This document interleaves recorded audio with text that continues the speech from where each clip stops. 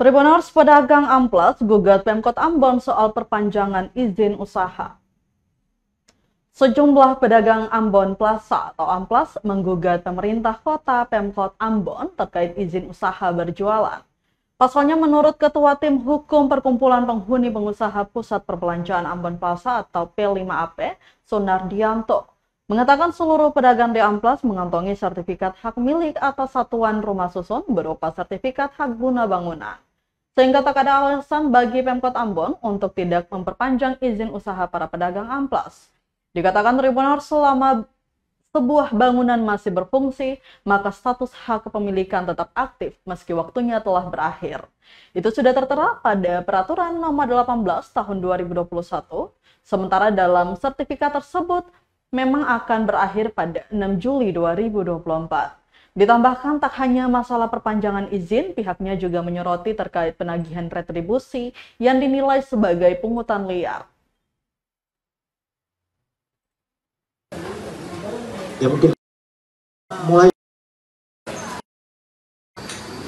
pihak modern. Kalau pihak modern dalam hal ini yang merasa diri bahwa dia pengelola, atau meminta kepada dia melalui kuasa hukumnya atau siapapun untuk menggugat.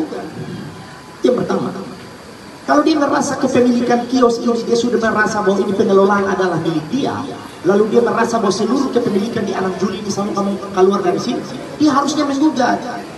Karena tidak mungkin katong menggugat, katong kuasai visi, sertifikat hak milik ada pada katorang. Kalau dia merasa bahwa kepemilikan itu punya dia, silahkan dia menggugat, entah mau di pengadilan negeri atau pengadilan tata usaha negara. Lalu terkait dengan tanggal 6 Juli kami meminta kepada modern multiguna untuk tidak melakukan apapun itu tindakan.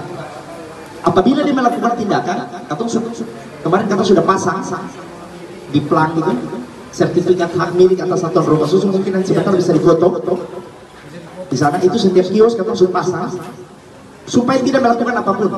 Kalau dia berani melakukan apapun, maka kata akan lakukan tindakan baik pidana ataupun perdata.